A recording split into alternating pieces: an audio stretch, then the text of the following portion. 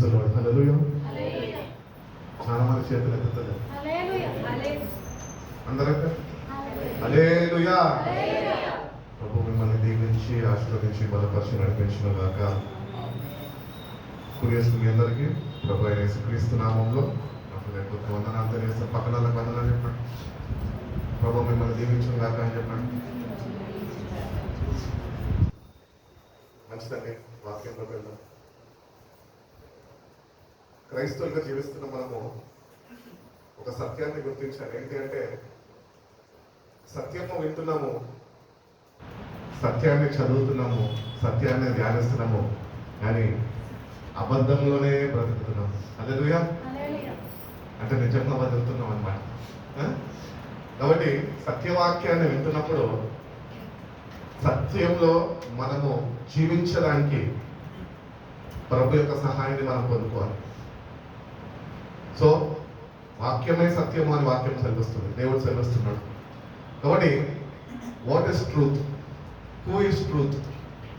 యేసు ప్రభు అన్నాడు, నేనే మార్గము సత్యము జీవమై ఉన్నాను. కాబట్టి రక్షణ పొందుకున్నాము, సత్యాన్ని గుర్తెరిగాము, వింటున్నాము, బలపరచబడుతున్నాము, నడిపింపబడుతున్నాము. కానీ ఒక్కసారి మన జీవితాన్ని వాక్యం అనే అర్థంలో చూసుకుంటే కనుక అబద్ధంలో మనం బ్రతుకుతున్నాం. ఇది మనందరం ఒప్పుకోవాల్సింది దేవుని దగ్గర. ఎందుకంటే వాక్యానుసారంగా మనము జీవించలేని వారిని మనము ఉంటున్నాము. మొట్టమొదటి మనం ఒకటి తెలుసుకున్నాం. ఏంటి అంటే సత్యాన్ని వింటున్న నేను ఆ ప్రకారం నేను నడుచుకోగలుగుతున్నాను. We have to rectify our mistakes. మనలో ఉంటున్న తప్పిదాలన్నింటినీ మనము వాక్యము ద్వారా మనం గుర్తించే వారిని మనం ఉండాలి. కాబట్టి నీ వాక్యమే సత్యము అంటున్నాడు దేవుడు. కాబట్టి ఆ సత్యవాక్యాన్ని నీ కొరకు, నా కొరకు, మనందరి కొరకు ఆయన సిద్ధపరిచి ఉన్నాడు. నేటికన్నా సత్యాన్ని మనము గుర్తెరిగి మన అడుగులని ఆ సత్యంలో స్థిరపరచుకుంటే కనుక మనకు ధన్యులు ఎవరు ఉండరు ఈ భూమి మీద. కాబట్టి సత్యాన్ని అనుసరిస్తున్నామని అబద్ధంలో జీవించడము భయంకరమైన పాపం అని, ఆ పాపానికి క్షమాపణ లేదు అని వాక్యం సెలవిస్తుంది. తెలిసి మనం పాపం చేసినప్పుడు ఆ పాపానికి క్షమాపణ లేదు. కాబట్టి సత్యవాక్యాన్ని ప్రేమిస్తాము, సత్యవాక్యాన్ని ధ్యానిస్తాము, సత్యవాక్యంలో మన జీవితాన్ని స్థిరపరచబడమని దేవుణ్ణి బ్రతిలాడుకుందాము, వేడుకుందాము. అటు రీతిగా ఆ సత్యములో మనము నడుచుకునే వారిగా ఉందాం. కాబట్టి ఈ ఉదయకాలం మనం చూసుకున్నట్లయితే మన దేవుడు తప్ప ఇంకొక దేవుడు ఎవరు లేరు అని బైబిల్ స్పష్టంగా తెలియజేస్తున్నది. కాబట్టి అసలు దేవుడు ఎవరు? దోషం మీరు చెప్పచ్చు, యేసు ప్రభునే కదండి మన దేవుడు అని. అది లోకమంతటికే తెలుసు, నీకు ఒక్కదానికే కాదు, నాకు ఒక్కడికే కాదు, లోకమంతటికి తెలుసు యేసు ప్రభు దేవుడు అని. కానీ వాళ్ళు అంగీకరించారు. ఎందుకంటే యుగ సంబంధమైన దేవత వాళ్ళ మనోనేత్రాలకి గుడ్డితనము కలుగజేసింది అని వాక్యం తెలుస్తుంది. కాబట్టి ఈరోజు మనం కూడా యేసయ్యని ఆరాధిస్తున్నాము, రక్షణ పొందుకున్నాము, మందిరానికి వెళ్తున్నాము, ఉపవాసాలు ఉంచున్నాము, ప్రార్థనలు చేస్తున్నాము, వాక్యాన్ని చదువుతున్నాము, వాక్యాన్ని ధ్యానిస్తున్నాము, వాక్యాన్ని నెమరవేస్తున్నాము. కానీ ఆయన ఎవరో మనకి తెలియకుండా మనం బ్రతుకుతున్నాం. ఇదే అబద్ధం. వ్యక్తిగతంగా మనం ఆయన తెలుసుకోవాలి. Personally you have to know who your lord is. నీ యేసు ప్రభు ఎవరో నువ్వు వ్యక్తిగతంగా అటు సావాసంలో నువ్వు ఉండాలి. ఒకవేళ నీకు అటు సావాసం లేకపోతే కనుక ఆయనని తెలియకుండానే నువ్వు ఆరాధిస్తున్నావు, ఆయన తెలియకుండానే నువ్వు భక్తి కొనసాగిస్తున్నావే, నువ్వు అబద్ధంలో బ్రతుకుతున్నావు. కాబట్టి అబద్ధం నుంచి మనల్ని విడిపించడానికి, సత్యమందు మనము నివసించడానికి ఆయన మనల్ని ఏర్పరచుకున్నాడు. కాబట్టి ఆ సత్యవాక్యాన్ని ధ్యానిస్తుండగా ఆ సత్యాన్ని అనుసరించిన వారికి మనము ఉండాలి అని దేవుడు ఎంతగానో ఆశించి ఉన్నాడు. ఉదయకాలం మనం చదువుకున్న వాక్య ధ్యానమే. ఈరోజు ఈస్టర్ తర్వాత 16వ ఆదివారం, త్రిత్వం తర్వాతి 16వ ఆదివారంలో మనం ఉన్నాం. ఒకటి మనకి ఇవన్నీ గుర్తుండవు. ఈస్టర్ అయిపోయింది, నెక్స్ట్ ఈస్టర్ వరకు మనం సిద్ధపడిపోతుంటాం. ఎన్ని ఆదివారాలు అయిపోయినాయి అని అడిగితే మనకు తెలియదు. మీకెట్లా తెలుసా అంటారేమో. మీరు సంఘక్రమం పాటిస్తారు కాబట్టి మీకు తెలుసు అని చెప్పే వాళ్ళు లేకపోలేదు. అట్లీస్ట్ మనము వాక్యం వింటున్నప్పుడు అసలు క్రమంలో నడిపింపబడుతున్నామా అని మనం గుర్తించేవారుగా మనం ఉండాలి. క్రమం లేకపోతే ఏముంటుంది? అక్రమం ఉంటుంది. బైబిల్లో యేసుప్రభువు వారు అంటారు, అక్రమం చేయువారులారా నా యుద్ధ నుంచి మనకే అది. ఎందుకంటే క్రమము మనం పాటించని వారుగా మనం ఉంటూ ఉంటాం. మనకు నచ్చినప్పుడు, మనకు తోచినప్పుడు, మనకి ఇష్టమైనప్పుడు, మనకి ఎక్కువగా సంతోషం పుట్టినప్పుడు దేవుని సన్నిధికి వస్తూ ఉంటాము, దేవుని ఆనందిస్తూ ఉంటాము. అదే మనం బాధ కలిగి ఉన్నప్పుడు, లేకపోతే నిరుత్సాహంతో నింపబడిపోయి ఉన్నప్పుడు దేవుడు ఎవరు మనకు తెలియదు. మన కష్టాలే మన ముందు దేవుళ్ళలాగా ఎంచుకుంటాం అన్నమాట. అట్టి రీతిగా మనం ఉండకూడదు, కానీ మన దేవుడు ఎవరో మనము తెలుసుకోవాలి. ద్వితీయోపదేశ కాండము ఒకసారి చూడు. ద్వితీయోపదేశ కాండము 32వ అధ్యాయము 39వ వాక్యం. ఇదిగో నేను నేనే దేవుడను, నేను తప్ప వేరొక దేవుడు లేడు. మృతి పొందించువాడను బ్రతికించువాడను నేనే. చాలండి. కాబట్టి ఆయన చేతి నుంచి ఎవరు మనని అపహరించలేదు. కాబట్టి ఇక్కడ దేవుడు చెప్తున్నాడు, తను తాను సంబోధించుకుంటున్నాడు. ఏంటంటే నేనే దేవుణ్ణి అంటే అక్కడ క్లారిఫికేషన్ ఇస్తున్నాడు. ఏంటంటే there is no other god beside me. నేను తప్ప ఇంకొవరు దేవుళ్ళు కాదు అని చెప్తున్నాడు. ఆ విశ్వాసం మనలో ఉండాలి. అటు విశ్వాసంలో మనం స్థిరపరచబడాలి. ఆయన తప్ప వేరే దేవుడు ఈ లోకంలో లేడు. ఆకాశమందు కానీ, భూమి యందు కానీ, భూమి కింద నీళ్ళ యందు కానీ వేరే దేవుడు లేడు అని వాక్యం చెప్తుంది. This is what we believe as Christians. క్రైస్తవులుగా మనం ఇది విశ్వసిస్తున్నాము, నమ్ముచున్నాము. We agree with it. మనము ఒప్పుకుంటున్నాము. ఏమనంటే ఆయన తప్ప వేరే ఒక దేవుడు లేడు. మీరు మరొక రూపాన్ని చేసుకొని దాన్ని దేవుళ్ళు అని పిలవద్దు అని వాక్యం చెప్తున్నారు. విగ్రహాలు మనం చేసుకుంటూ ఉంటాం. అవే మన జీవితాల్లో దేవుళ్ళగా మారిపోతూ ఉంటాయి. అది నీ ఫోన్ కావచ్చు, నీ అలవాట్లు కావచ్చు, ఏదైనా కావచ్చు. కాబట్టి ఏ విగ్రహం అయితే నీ మనోనేత్రాలకి, నా మనోనేత్రాలకి గుడ్డితనం కలగజేసిందో ఆ విగ్రహాన్ని నువ్వు గుర్తుపట్టాలి అంటే నీ దేవుడు ఎవరు నువ్వు తెలుసుకునే వాడిగా ఉండాలి అని దేవుడు ఎంతగానో ఆశిస్తున్నాడు. కాబట్టి నేను మరణానికి అప్పగిస్తాను, నేను మళ్ళా మిమ్మల్ని తిరిగి జీవింపజేస్తాను అంటున్నాను. I'm the one who put you to death, I'm the one who raise you up అని అంటున్నాడు. అట్టి రీతిగా బైబిల్లో మనం వాక్యాలు ధ్యానించుకుంటూ వస్తే కనుక గాయపరచు వాడును నేనే, స్వస్థపరచు వాడును నేనే అంటున్నాడు. కాబట్టి మన జీవితాల్లో మన దేవుడిని మనము తెలుసుకునే విషయంలో శ్రద్ధ వహించాలి, కొద్దిగా కృషి చేయాలి. మీ పాస్టర్ ద్వారా లేకపోతే సేవకుల ద్వారా దేవుణ్ణి తెలుసుకోలేదు. ఒక మనిషి ద్వారా దేవుణ్ణి తెలుసుకోలేదు. కానీ ఆ మనిషి దేవుణ్ణి వెతకడము ప్రారంభిస్తే ఆ వ్యక్తి ఆ దేవుణ్ణి తెలుసుకోగలదు, కనుగొంటాం. కాబట్టి వ్యక్తిగతంగా నీకు నాకు మనందరికీ ఆయనతోని సావాసం ఉండాలి. అటు రీతిగా ఆయన ఎవరో తెలుసుకోవాలి అంటే కనుక మన సమయాన్ని మనము ఆయన పాద సన్నిధి దగ్గర మనం వెచ్చించి, ప్రభా నువ్వు నిజమైన దేవుడు అయితే నన్ను దర్శించయ్యా, నాతో మాట్లాడయ్యా. ఆయనకు ఎన్నో పేర్లు ఉన్నాయి బైబిల్లో. ఆయన మాట్లాడే దేవుడు, ఆయన చూచుచున్న దేవుడు అని ఎన్నో పేర్లు ఆయనకు ఉన్నాయి. కాబట్టి ఈ పేర్లన్నీ చదివేసుకొని మనం అనుకుంటుంటాము యేసయ్య నాకు కూడా తెలుసు అని. కానీ ప్రశ్న ఏంటంటే వ్యక్తిగతంగా నీకు ఇంకా ఆయన ఎవరో తెలియదు. ఒకవేళ నిజంగా మనము ఈరోజు ఆయన తెలుసుకొని ఉంటే కనుక మన జీవితాలు ఇంటి రీతిగా ఉండదు. కేవలం ఆయన బట్టి అసహించేవారుగా, ఆయన బట్టి ఆనందించేవారుగా, ఆయన రాజ్యం కొరకు ఎగిరపడి ఆయన రాత కొరకు తగిన సిద్ధపాటు కలిగిన వారుగా మనము ఉండేవారు. ఈరోజు అట్టి రీతిగా మనం లేము అనడానికి కారణం ఏంటి అంటే మనం ఇంకా ఆయనని సరిగ్గా తెలుసుకోలేదు. You have to fully know who your God is. మోషే అంటాడు, ఎవరు అని చెప్పమంటే నేను ఉన్నవాడను అనువాడను అన్నాడు. ఆయన ఉన్నాడు, ఆయన మాట్లాడుతున్నాడు. ఆయన మాటని నువ్వు కానీ గుర్తించగలితే, ఆ గ్రహింపు నీకుంటే నువ్వు తప్పక ఆయన మాటకి లోబడే వ్యక్తిగా నీ జీవితాన్ని నువ్వు ఆయన సమర్పించుకుంటావు. కాబట్టి మనము చేస్తున్న భక్తి ఎటువంటి భక్తి అంటే యేసయ్య నిజ దేవుడు అని రక్షణ పొందేసుకున్నాము, బాప్తిజము తీసేసుకున్నాము, వాక్యాలు వింటున్నాము, వాక్యాలు నేర్చుకుంటున్నాము, వాక్యాలు ధ్యానిస్తున్నాము, వాక్యం చేత బలపరచబడిపోయినాము అనుకుంటున్నాము.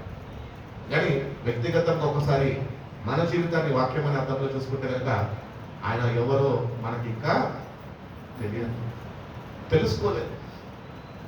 నేటికన్నా దేవుని సహాయం వేడుకొని, ప్రభువా ఇంతకాలము నేను మందిరానికి వెళ్ళి నీ మాటలు విని నేను తెలుసుకున్నానయ్యా, నీ రక్షణ నేను తెలుసుకున్నాను, నీ రక్షణ నేను పొందుకున్నాను, కానీ ఇప్పుడైతే నేను నిన్ను వ్యక్తిగతంగా తెలుసుకోవాలని ఆశిస్తున్నాను అని నువ్వు దేవుని సన్నిధిలో నువ్వు వేసి ఉండగలగలిగితే నీ దేవుడు ఎవరో అని నీకు ప్రత్యక్షమవుతాడు, ఆయన నీకు కనిపిస్తాడు, ఆయన నీతో మాట్లాడతాడు.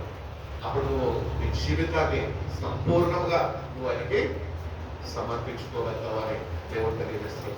కాబట్టి మన దేవుడు ఎవరో మనము తెలుసుకోవాలి. ఎందుకంటే ఈ లోకంలో ఎంతమంది దేవుళ్ళు అని పిలువబడుతున్నారో కానీ ఎవ్వరు వారిని వారు దేవుళ్ళు అని సంబోధించుకోలేదు. కానీ మన దేవుళ్ళలో ఉన్న గొప్పతనం ఏంటంటే ఆయన అంటున్నాడు, నేను నేనే దేవుడను, మరి ఇంకొకరు నాకు తప్ప ఇంకొకరు లేరు అంటున్నాడు. ఎవరిని నమ్ముదాం ఈరోజు?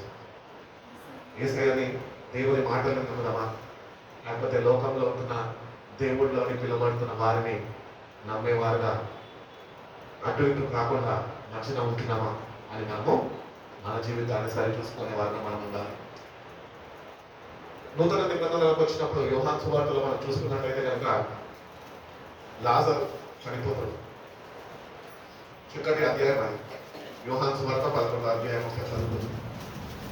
యోహాను సువార్త 11వ అధ్యాయము 19వ వాక్యం నుంచి.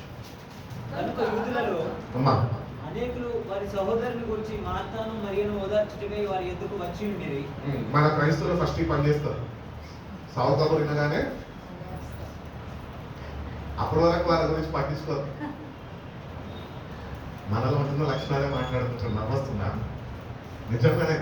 అంటే మనని మనం ఒక్కసారి వాక్యం అని అర్థం చేసుకుంటే ఎంత వేషధారణలో మనం బ్రతుకుతున్నామో మన జీవితాలు దేవుడు మనకి బయలుపరుస్తున్నాడు. ఎవరన్నా చనిపోయినారో అనగానే వెంటనే వెళ్తాం ఓదార్చడానికి. ఇక్కడ అట్లనే కొంతమంది యూదు వచ్చారంట పాపం అక్కశైన ఇద్దరిని ఓదార్చడానికి. ఒకటి అట్లా ముఖస్థుతి చేసేవారిని మనం ఉన్నాము. నిత్యముగా నువ్వు ఒక ఆత్మీయుడిని నువ్వు పోగొట్టుకుంటే కోల్పోతే కనుక ఎట్టి బాధను వ్యక్తపరచాలో నువ్వు గుర్తు తిరిగి ఉండాలి. నువ్వు ఆత్మీయుడు అయితే కనుక నువ్వు అట్టి బాధని నువ్వు వ్యక్తపరిచేవాడిని నువ్వు ఉండగలవు. ఈరోజు అట్టి రీతిగా లేదు. ఉన్నప్పుడు పట్టించుకోము, కానీ లేనప్పుడు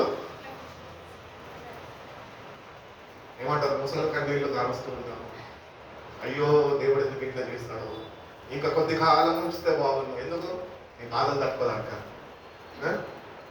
సో ఇక్కడ కూడా కొంతమంది అంట యూదులు అందరు కలిసి ఆకర్షణీయుల దగ్గరకు వచ్చి వాళ్ళని కంఫర్ట్ చేయడానికి వచ్చారంట. ఎందుకంటే ఆ ఇద్దరు సహోదరుల యొక్క తమ్ముడు లాజరు, సహోదరుడు లాజరు చనిపోయినాడు. కాబట్టి అక్కడ నుంచి చదువుకుంటారండి. మార్త యేసు వచ్చుచున్నాడని విని, మార్త యేసు వచ్చుచున్నాడు అని విని ఆయనను ఎదుర్కొని వెళ్ళను గాని మరియా ఇంటిలో కూర్చొని ఉండెను. మార్త యేసుతో, ప్రభువా నీవు ఇక్కడ ఉండిన యెడల, నీవు ఒకవేళ ఇక్కడ ఉండిన యెడల నా సహోదరుడు చావకుండును. ఇప్పుడైనను నీవు దేవుని ఏది అడిగినను దేవుడు నీకు అనుగ్రహించినని ఎరుగుదును. నీకు దేవుడు అనుగ్రహించేదని నేను ఎరుగుదును. చదవండమ్మా. యేసు నీ సహోదరులు మళ్ళా లేచునని యేసు చెప్పెను. మార్త ఆయనతో అంత్యదినమున పునరుద్ధానమందు లేచునని ఎరుగుదనను. అందుకు యేసు పునరుద్ధానమును జీవమును నేనే. నా యందు విశ్వాసము ఉంచినవాడు చనిపోయినను బ్రతుకును. బ్రతికి నా యందు విశ్వాసముంచు ప్రతి వాడును ఎన్నటికీ చనిపోడు. దాని తర్వాత ఈ మాట నమ్ముచున్నావా అని ఆమెను అడిగాను. ఆమె అవును ప్రభువా నీవు లోకమునకు రావాల్సిన దేవుని కుమారుడు అయిన క్రీస్తువని నమ్ముచున్నానని ఆయనతో చెప్పాను. చదువుకుంటారా? ఆమె ఈ మాటలు చెప్పి వెళ్ళి బోధకుడు వచ్చి నిన్ను పిలుచుచున్నాడని తన సహోదరి అయిన మరియను రహస్యంగా పిలిచెను. ఆమె విని త్వరగా లేచి తిరిగి త్వరగా లేచి ఆయన యొద్దకు వచ్చెను. యేసు ఇంకను ఆ గ్రామంలోనికి రాక మార్త ఆయనను కలుసుకొని చూడనే ఉండెను. కనుక ఇంటిలో మరియతో కూడా నుండి ఆమెను ఓదార్చుచుండిన యూదులు మరియా త్వరగా లేచి వెళ్ళుట చూచి ఆమె సమాధి యొద్ద ఏడ్చుటకు అక్కడికి వెళ్ళుచున్నదనుకొని ఆమె వెంట వెళ్ళిరి. అని ఆమె వెంట వెళ్ళిరి. అంతటా మరియా యేసు ఉన్న చోటికి వచ్చి ఆయనను చూచి ఆయన పాదముల మీద పడి ప్రభువా నీవు ఇక్కడ ఉండిన ఎడల నా సహోదరుడు చావకుండా నన్ను ఆమె ఏడ్చుటయు ఆమెతో కూడా వచ్చిన యూదులు ఏడ్చుటయు యేసు చూచి కలవరపడి ఆత్మలో మూలుగుచు అతనిని ఎక్కడ నుంచిదరని అడుగగా వారు ప్రభువా వచ్చి చూడమని ఆయనతో చెప్పిరి. యేసు కన్నీళ్లు విడిచెను. కాబట్టి యూదులు అతనిని ఎలాగో ప్రేమించెనో చూడుడని చెప్పుకొనిరి.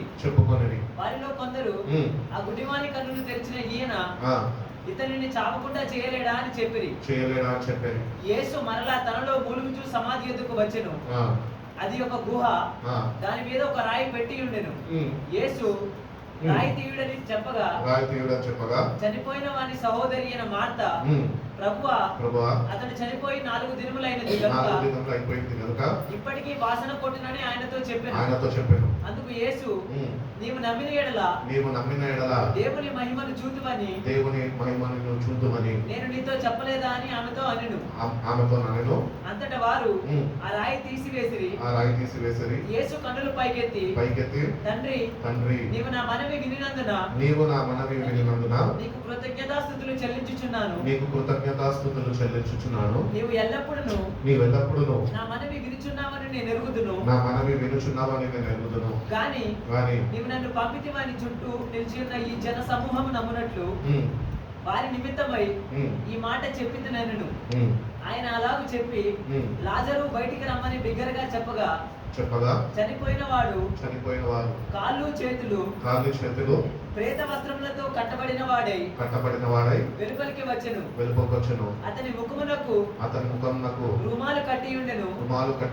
అంతటి యేసు మీరు అతని కట్లు విప్పిపోనీయుడని వారితో చెప్పెను.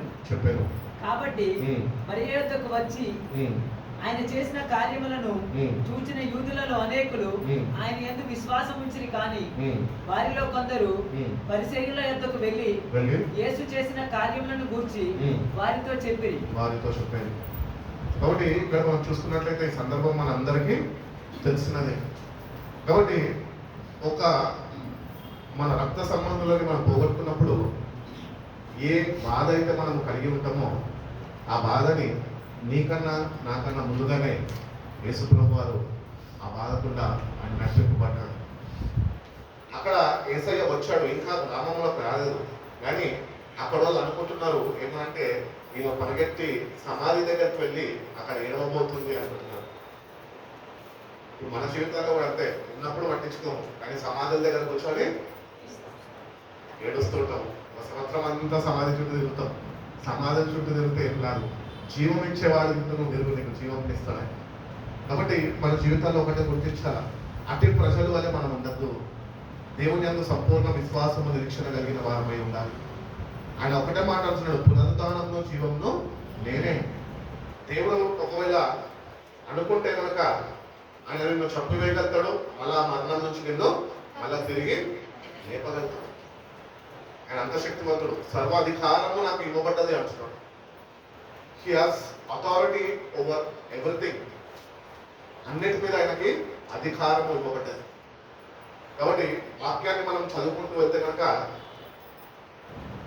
మరణము జీవము, అది పాతాళము నరకం యొక్క తాళము చెవులు నా దగ్గర ఉన్నాయి అంటున్నాడు. కాబట్టి he has authority to give us life. ఈరోజు మనం అనుకుంటున్నాము, దేవుడు అంటున్నాడు మీరు పేరుకే బ్రతికి ఉన్నారు కానీ మీరు చచ్చిన వారై ఉంటున్నారు అంటున్నాడు. అంటే మనలో ఏం లేదు? జీవం లేదు కాదు, వాక్యము లేదు. ఆ వాక్యమే జీవమై ఉన్నది. ఈరోజు క్రైస్తవులుగా పిలువబడుతున్నాం కానీ వాక్యంతో నింపబడి ఏమాత్రము లేము. అందుకనే మనలాంటి వాళ్ళనే దేవుడు చూసి అంటున్నాడు, మీరు పేరుకే బ్రతికి ఉన్నారు కానీ చచ్చిన స్థితిలోనే చచ్చిన వారై ఉంటున్నారు. Because there is no life in you. దేవుని వాక్యము మనం జీవింపజేస్తుంది అని లేఖనాలు సెలవిస్తున్నాయి.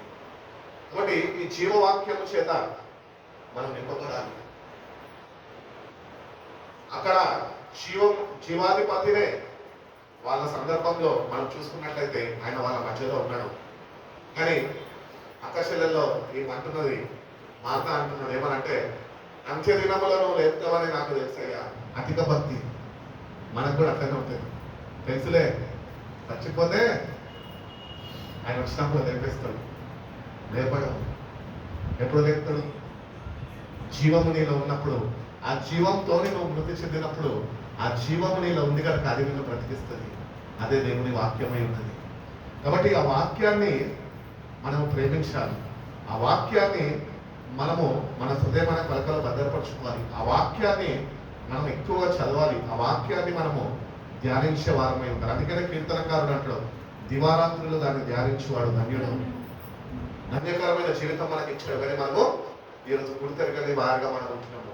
వాక్యము చదువుల్లో నిర్లక్ష్య స్వభావం, తర్వాత చదువుదాంలే. అందుకని అంటున్నాం, మన దేవుడు ఎవరో మనం ఇంకా తెలుసుకోలేదు. ఒకవేళ తెలుసుకోవాలంటే కనుక ఆయనకి ఇవ్వాల్సిన ప్రాధాన్యత, ఆయనకి ఇవ్వాల్సిన మొదటి స్థానము మనము ఇచ్చేవారమై ఉంటాం.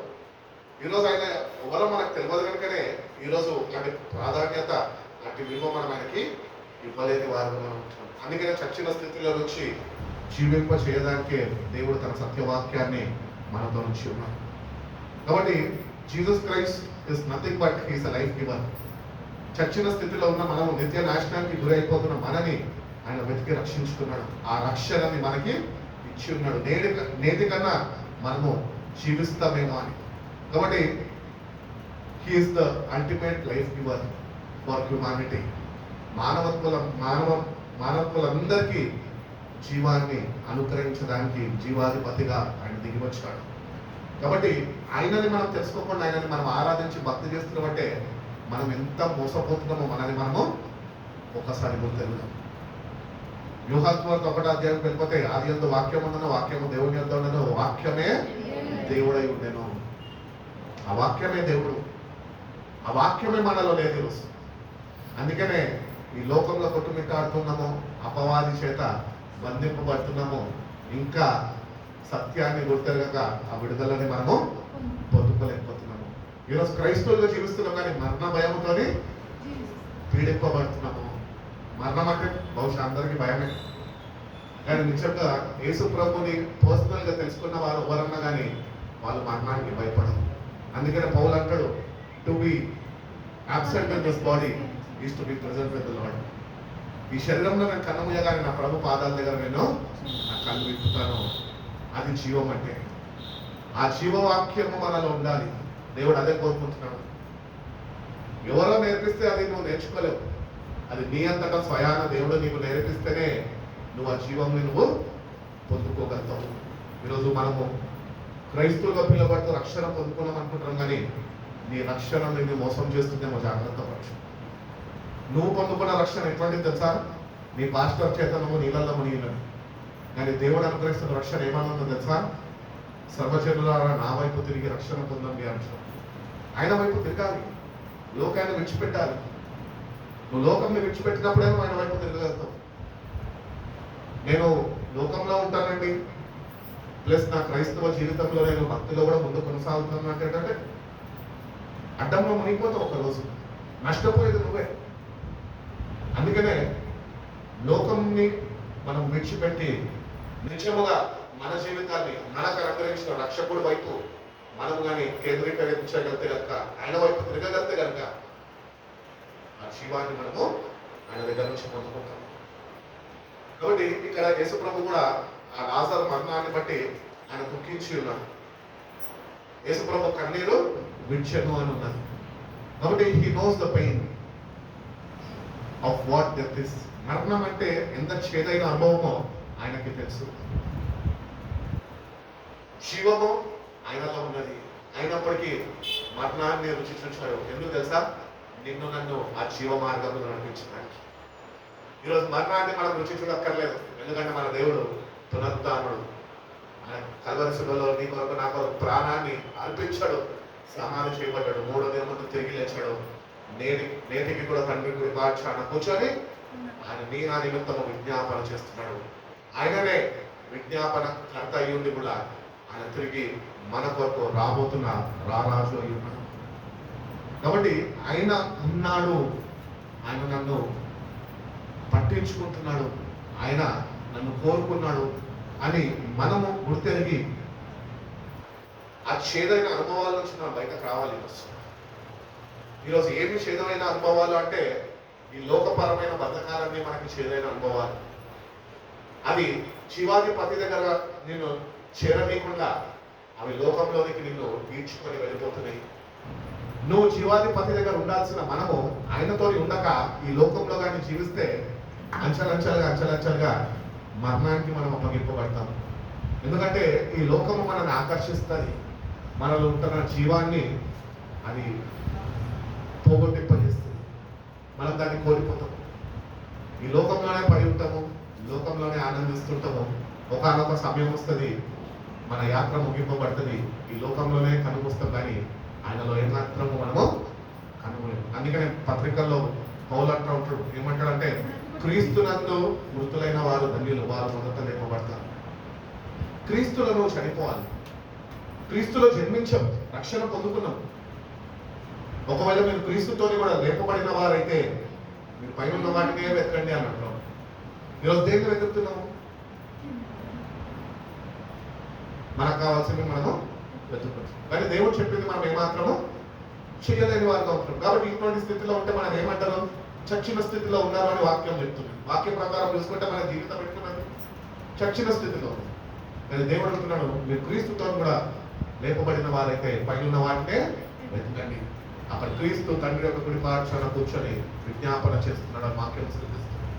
కాబట్టి దేవుని దగ్గరకు వచ్చిన మనము ఆ చేదైన అనుభవం నుంచి మనము తప్పించబడాలి. అంటే చనిపోయినాక పరలోక రాజ్యం చేరడం రాదు, ఉన్నప్పుడే నీ జీవితాన్ని సరి చూసుకోవాలి. నీకు అవకాశం దేవుడు అనుగ్రహించినప్పుడే, కృపాకాలము నీ జీవితంలో అంతం కాకమునిపే నువ్వు ఆయనతో సమాధానం పడిపోవాలి. దేవునితో నీ జీవితం సమాధానం పడకుండా నువ్వు పరలోక రాజ్యంలో ఏమాత్రము నువ్వు ప్రవేశించలేవు. నాన్నగారు కూడా ఈ లోకాన్ని విడిచిపెడతారు, యాత్ర ముగించుకొని ఉన్నతమైన పిలుపు దేవుడు ఆయన సిద్ధపరిచేశాడు ముందుగానే. ఆయన చెప్పేశాడు మాకు రూమ్ లో అందరం ఉన్నాం, మా తల్లిగారు ఉన్నారు, మా అన్న ఉన్నాడు, నేనున్నా, వీడియో కాల్ మీద మా తోటి సహోదరులు, మా అక్క వాళ్ళు అందరూ వీడియో కాల్ మీద ఉన్నారు. ఆయన ఒకటి చెప్తున్నాడు, ఏమంటున్నాడు అంటే మై టైం ఇస్ అప్, నేను వెళ్ళిపోతున్నా, నన్ను సిద్ధపరిచేశాడు నా దేవుడు. కానీ నేను మీకు ఒక మాట చెప్పాలనుకుంటున్నాను, ఏంటి అంటే ఏమంతో మీరు సమాధాన పడకపోతే కనుక నేను వెళ్తున్న స్థలంలోకి మీరు రాలేదు. కాబట్టి యాజ్ అ ఫాదర్ నేను మీకు ఒకటి చెప్తున్నా, ఏంటి అంటే దేవునితో సమాధాన పడండి. ఈరోజు దేవునితో సమాధాన పడిపోవాలి మనం. ఈరోజు దేవునితో సమాధాన పడని కూడా ఏవేవైతే నీ జీవితంలో అడ్డుకుంటున్నాయో వాటిని గుర్తించి వాటిని విడిచిపెట్టి దేవుడు అనుగ్రహిస్తున్న సమాధానాన్ని కోల్పోతున్నావు నీ జీవితంలో నువ్వు కలిగి చేసుకోవాలి అంతే. కాబట్టి ఏమేమైతే దేవుడికి ఆయాసకరంగా ఉన్నాయో మన జీవితంలో అవన్నిటిని మనము పసిగట్టి వాటిని విడిచిపెడితేనే మనము ఆయనని కలిగి జీవించగలుగుతాం. కాబట్టి ఈ లోకము శాశ్వతం కాదు, లోకంలో ఉన్నవి శాశ్వతం కాదు. లోకము దాని ఆశలు గర్తించను, కానీ దేవుడి చిత్తము నెరవేర్చువాడు నిరంతరం నిలిచిన వాక్యం సరిస్తుంది. కాబట్టి we have an eternal life. ఇది ఈ జీవితం ఒక యాత్ర. ఇది this is not life, it is a journey of life. ఈ యాత్రలో మనం కొనసాగింపబడుతున్నాం, దేవుని యొక్క విశ్వాసం కలిగి ఉండి కొనసాగింపబడుతున్నాం. కాబట్టి ఈ యాత్ర ఏదైతే కొనసాగింపబడుతున్నదో ఇది సరైన విధానంలో ముగింపబడాలి. కార్య ప్రారంభం కంటే అంతము మేలు. కాబట్టి మన మరణం ఎట్లుండబోతుంది అని ఒకసారి ఆలోచించుదాం. How will your death be? Will it be glorious? మహిమకరంగా నీ అంతము ముగింపబడుతుందా? లేక చనిపోయినాక ఇక్కడి నుంచి నీ జీవితము గతించిపోతుందా? ఒక ప్రశ్న మనకు ప్రతి ఒక్కరికి ఉండాలి. ఏ క్షణమైనా ఏ నిమిషమైనా మరణం సంభవిస్తుంది ప్రతి ఒక్కరికి. ఎవడు ఈ భూమి మీద పుట్టినవాడు చనిపోకుండా ఎవడు లేడు. దైవ కుమారుడైన యేసు ప్రభునే ఆయన పరిశుద్ధాత్మ చేత గర్భంలో ధరింపబడి మరియకి పుట్టి ఆయన 33 సంవత్సరాలు ఈ భూమి మీద ఆయన జీవించి 3 సంవత్సరాలు తండ్రి యొక్క చిత్తాన్ని నెరవేర్చి ఆయన తను తానే మరణానికి అప్పగించుకొని నేను నిజమైన దేవుడిని పునరుద్ధాన శక్తితో లేపబడిన గొప్పవాడై ఉంటాడు. కాబట్టి అటువంటి అష్యూరెన్స్ మనకు ఉండాలి. అటువంటి ఏమంటారు నిరీక్షణ మనకి ఉండాలి. నేను చనిపోతే నా ప్రభు ఆయన వచ్చినప్పుడు నన్ను తప్పక లేపుతాడు. నా ప్రభుని నేను కలుసుకుంటాను. యోబుకు అటువంటి అనుభవం ఉన్నది. క్రైస్తవులకు అటువంటి అనుభవం ఉన్నదో లేదో నాకు తెలియదు, కానీ యోబుకు అటువంటి అనుభవం ఉన్నది అని బైబిల్ చెప్తున్నది. యోబు పుస్తకము బైబిల్ కన్నా ముందు, అన్ని పుస్తకాల కన్నా ముందు అది రాయబడ్డది. ఆయన అంటూ ఉంటాడు, నా విమోచకుడు సజీవుడు, నేను ఒకవేళ మరణించినా నా శరీరం క్షీణించకపోయినా నేను ఆయనని నా నేత్రాలతో నేను ఆయన చూస్తాను, నా కనులతో నేను నా ప్రభుని నేను చూస్తాను. అంటే యోబు ఎట్లాంటి వాడు అంటే ప్రభుని వ్యక్తిగతంగా చాలా సన్నిహితుడుగా క్లోజ్ రిలేషన్షిప్ మెయింటైన్ చేసిన వ్యక్తి. ఈరోజు మన జీవితాన్ని అంటే రీతిగా మనం చూసుకుంటే కనుక మనం ఎవరో చెప్తే ఎవరి ద్వారానో విని ఏదో ఆశీర్వదిస్తాడు దేవుడు, జీవితాన్ని మారుస్తాడు, ఈ కష్టాలన్నీ తొలగిస్తాడు అని చెప్పి విని వచ్చిన వారం మనం, కానీ వ్యక్తిగతంగా ఆయనని తెలుసుకొని వారంలో మనం ఇంకా ఉంటున్నామేమో. నేటికన్నా నీ దేవుడు ఎవరో తెలుసుకో. ఆయన నీ జీవితంలో ఉంటున్న ప్రతి ఒక్క చేదైన అనుభవాన్ని ఆయన మధురంగా మార్చే దేవుడై ఉంటున్నాడు. మారాన్ని మధురంగా మార్చలేదు.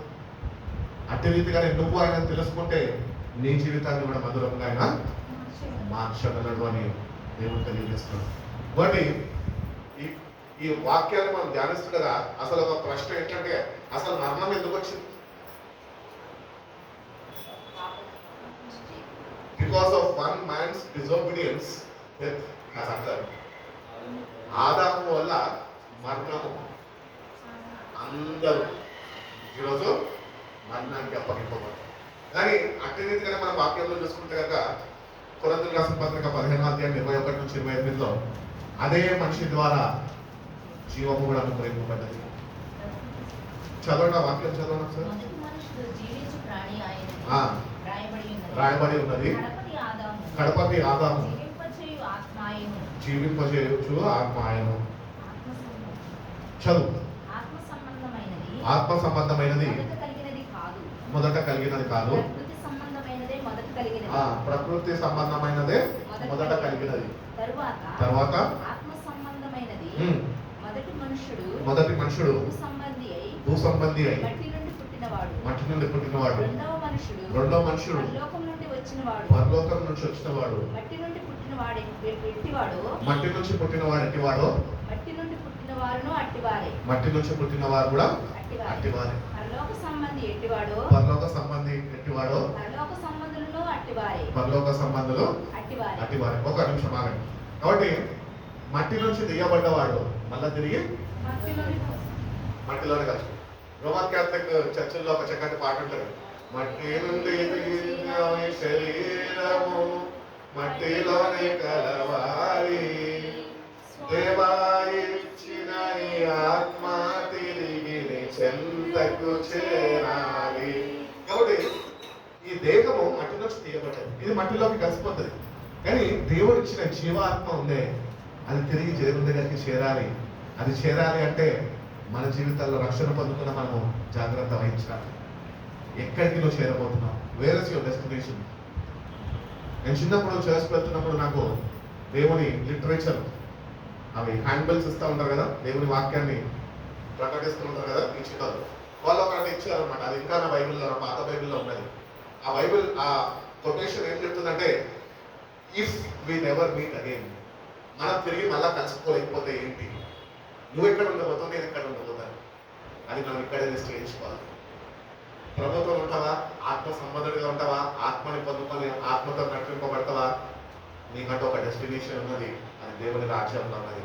ఒకవేళ ప్రకృతి సంబంధిగా నువ్వు మిగిలిపోయి ఈ లోకంలోని యాత్రను ముగించుకుంటావా, మట్టికి చేరిపోతావు, వాటి నుంచి నిత్య నాశనానికి నువ్వు అప్పగింపబడిపోతావు. కాబట్టి అందుకనే వాక్యం కూడా చదువుతున్నదా, ఆత్మ లేని వాడు నా వాడు కాదు. ఎందరైతే ఆత్మచేత నడిపింపబడతారో వాళ్ళు మాత్రమే దేవుని కుమారులు. వాళ్ళు తప్ప వేరే క్రైస్తవుడు ఎవ్వడు పరలోక రాజ్యంలోనికి చేరడం. నువ్వు ఎంత భక్తి చేసినా, దేవుని కొరకు ఎంత డబ్బు ఖర్చు పెట్టినా, ఏమి భక్తిలో నువ్వు ముందుకి కొనసాగి పేరు ప్రఖ్యాత నువ్వు కలిగి ఉన్నా కూడా దేవుని దగ్గరికి నువ్వు చేరలేవు. ఈ లోకంలో నువ్వు ఘనతలు పొందుకోవచ్చు, అని దేవుని రాజ్యంలో నీకు చోటు ఉండదని నువ్వు గుర్తించేవాడిగా నువ్వు ఉండాలి. ఈరోజు దేవుడు తెలియజేస్తున్నాడు. కాబట్టి నేటికన్నా ప్రకృతి సంబంధులుగా మనం ఉండక ఆత్మ సంబంధులుగా మనం మార్చబడతాం. జీవవాక్యము నువ్వు ప్రేమించినప్పుడు, జీవవాక్యం నీ హృదయంలో నువ్వు కాపాడుకున్నప్పుడు, భద్రపరుచుకున్నప్పుడు ఆ జీవాత్మ నీలో ఉంటుంది. వాక్యం లేకుండా పరిశుద్ధాత్ముడు లేవు. ఈరోజు నీ జీవితంలో వాక్యం లేకపోతే నువ్వు పరిశుద్ధాత్మ అని భ్రమపరిచే ఆత్మ నీలో ఉంది. నిన్ను భ్రమపరుస్తుంది తప్ప అది పరిశుద్ధాత్ముడు కానే కాలేడు. నీలో సమృద్ధి అయిన దేవుని వాక్యము నీలో ఉంటే ఇన్ని, అప్పుడు పరిశుద్ధాత్మ దేవుడు ఆ వాక్యము ద్వారా నిన్ను బలపరిచి నడిపిస్తాడు. కానీ ఏదో నామకార్థ క్రైస్తవుడిగా వాక్యం చదువుతూ ఆచార భక్తిలో ముందుకు కొనసాగిపోతుంటే కనుక నిన్ను నడిపించేది నకిలీ ఆత్మ అని నువ్వు గుర్తించాలి. వారికి ఒరిజినల్ నకిలీ అనేది క్రైస్తవులు తెలుసుకోవాలి. నేను ఈ రోజుకి కూడా గోల్డ్ చూస్తే ఏది రోల్డ్ గోల్డో ఏది ఒరిజినల్ గోల్డో గుర్తుపట్టలేదు. మావాడు చెప్తా ఉంటుంది, పిచ్చోడా ఇది కాదు, ఇది ఒరిజినల్, అది డూప్లికేట్ అని చెప్తుంటుంది. అట్టి రీతిగానే మన ఆధ్యాత్మికమైన జీవితంలో భక్తి చేస్తూ ముందుకు వెళ్ళిపోతున్నామంటే సరిపోదు. యేసయ్యని పర్సనలీ తెలుసుకోవాలి. అట్టి రీతిగానే పర్సనలీ ఆత్మతో నింపబడాలి. ఎవరో చెప్తే పరిశుధాత్మ రాదు, నీ అంతగా నువ్వు పొందుకోవాలి. ప్రశాంతం తీసుకొని వెళ్ళినాం సార్ ఒక దగ్గర మాస్టర్ సెమినార్ జరుగుతుంటే, అక్కడ పరిశుధాత్మ అభిషేకం అంటే ఏంటో వాడు భయపడిపోయి 2 రోజులు జ్వరం వచ్చేసింది వాడికి. అరుస్తున్నారు, కేకలేస్తున్నారు, కుర్చీలను నందుతున్నారు, కుర్చీలో కాళ్ళు వెళ్ళిపోతున్నారు. నయం వాళ్ళ కాళ్ళు వెళ్ళిపోలేదు. భాషలు మాట్లాడేస్తున్నారు. సేవకుడు భాషలు మాట్లాడుతుంటే అక్కడ కూడుకున్న 300 మంది భాషలు మాట్లాడుతున్నారు. నేను అనుకున్న ఎట్టివారే పరలోక రాజ్యంలో అంటారు, నేను ఉండరేమో అనుకున్నాను. కానీ అప్పుడు అర్థమైపోయింది, అమ్మో ఇది పరిశుద్ధాత్మ కాదు, ఇది నకిలీ ఆత్మ అని. అందుకనే బైబిల్ చెప్తున్నది, దేవుడు అందరికీ కరెక్ట్ కాదు. నెమ్మదిగా నువ్వు ఆయనతో గడపగలిగితే, నెమ్మది వాతావరణంలో నువ్వు ఆయన కోసం వేచి ఉండగలిగితేనే ఆ ఆత్మ స్పర్శని నువ్వు పొందుకోగలుగుతావు. అప్పుడు నువ్వు వ్యక్తిగతంగా నువ్వు తెలుసుకోగలుగుతావు ఏది నకిలీనో ఏది ఒరిజినల్. కాబట్టి ఆయన తండ్రిని వేడుకొని మరొక ఆదరణకర్త అయిన పరిశుద్ధాత్మని మీ వద్దకు పంపిస్తాను, నేను మిమ్మల్ని అనాథులుగా విడువను అని చెప్పాడు. We are not orphans. మనకంటే ఒక కేర్టేకర్ ఉన్నాడు, ఆయన మన ప్రభు అయిన యేసు.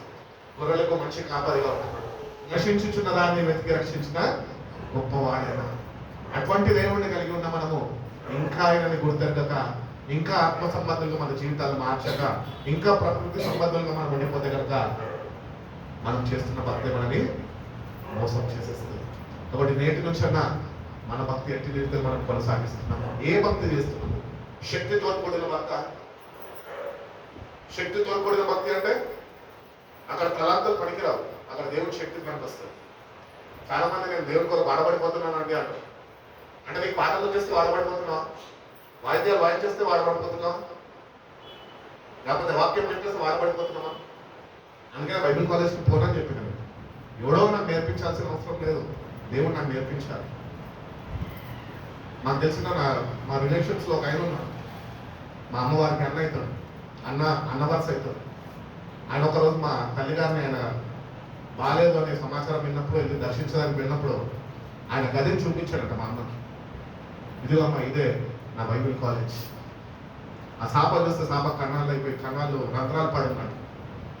నేను ఇక్కడే మోకరిస్తాను, ఇక్కడే నా దేవుడు వచ్చి నాకు మొత్తము ఆయన నేర్పిస్తాను. ఆయన జీవితం అంతా అట్లా సమర్పించుకొని దేవుడితో గట్టాడు.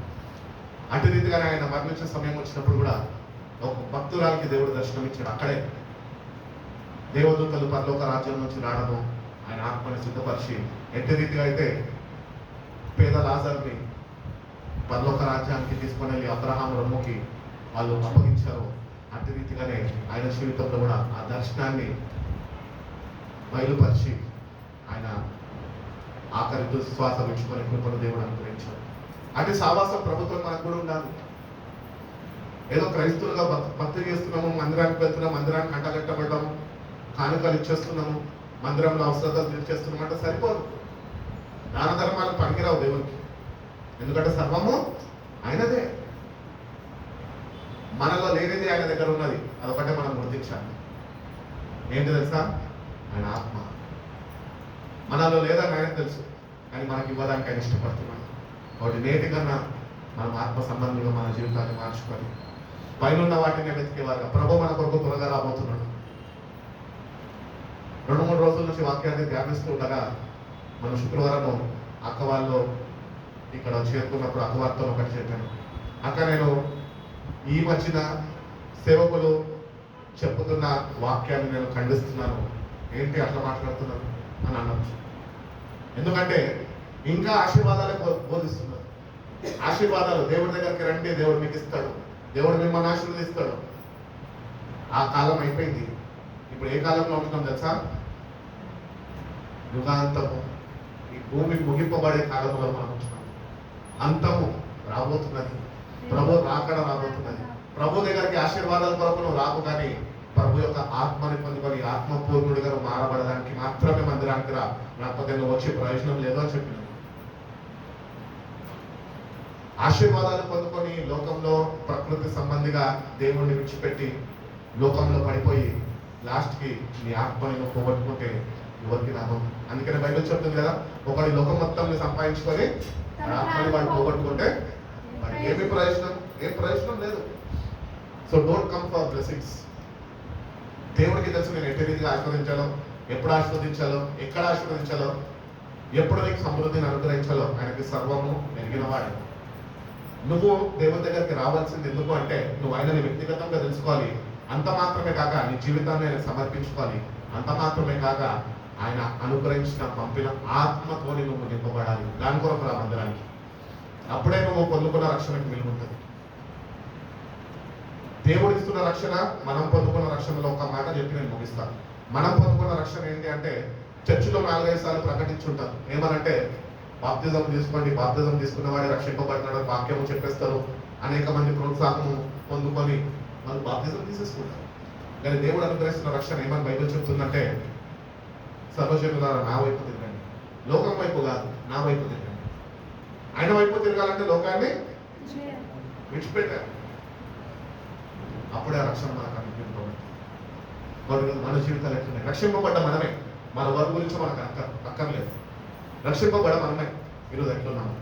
నిజంగా దేవుని వైపు తిరిగిన ప్రజలమే మనం, లేకపోతే దేవుని నామాన్ని వాడుకునే ప్రజలుగా నకిలీ భక్తి చేస్తూ ముందుకు వెళ్ళిపోతున్నామా?